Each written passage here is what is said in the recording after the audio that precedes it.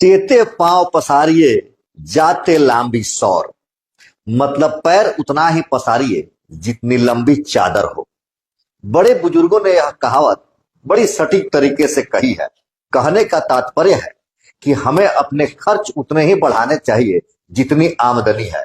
आय से अधिक खर्च नहीं बनाना चाहिए और कार्य योजना भी नहीं बनानी चाहिए। यह बात सामने तब आई जब शीतकालीन सत्र में मौजूदा बिहार सरकार ने सप्लीमेंट्री बजट बना दिया।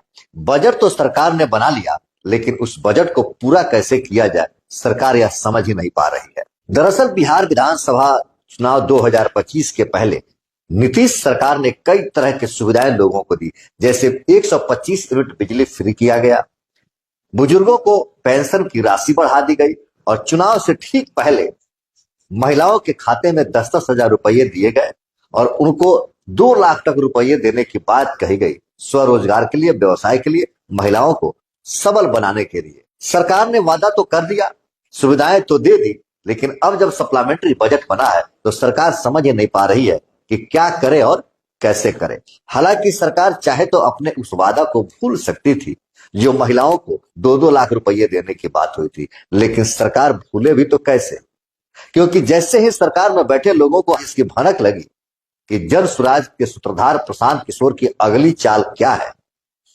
प्रशांत किशोर ने स्पष्ट कह दिया है कि 15 जनवरी के बाद से जन स्वराज का दूसरा अभियान शुरू होगा और हम उन तमाम महिलाओं के घर जाएंगे, उन तमाम महिलाओं से आवेदन भरवाएंगे और सरकार से 2-2 लाख रुपये देने के लिए कहेंगे। इसके लिए हम आंदोलन करेंगे, जो जो शर्तें हैं उन शर्तों को पूरा कराएंगे और हम सरकार पर दबाव बनाएंगे कि जिस तरह से वोट के पहले, चुनाव के पहले महिलाओं के खाते में 10-10 हजार रुपये गए हैं, तो बाकी के जो 1,90,000 रुपये हो रहे हैं वो भी सरकार उनके खाते में दे।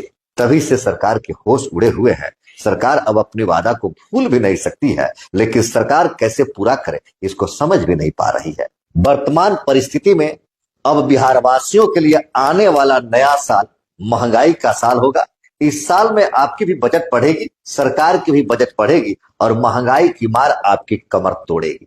बहुत कुछ महंगे होंगे, जैसे बिजली का रेट महंगा हो जाएगा, जमीन का खरीद बिक्री रेट महंगा हो जाएगा, मकान बनवाने के सामान महंगे हो जाएंगे। ये सारी चीजें महंगे इसलिए होंगे क्योंकि शीतकालीन सत्र में लगभग 1 सप्ताह के सत्र के दौरान सरकार ने 91,717 करोड़ रुपए के बजट को मंजूरी दी है, पास की है और अब सरकार उसको धरातल पर लाना चाहती है। लेकिन सरकार के पास उतने पैसे कहां से आएंगे, ये बजट पूरा कैसे होगा? इसी बजट को पूरा कराने के लिए अब सरकार आपके, हमारे और बिहार के तमाम लोगों के ऊपर दबाव बनाएगी। महंगे होंगे और महंगाई का दर बिहार में बढ़ेगा।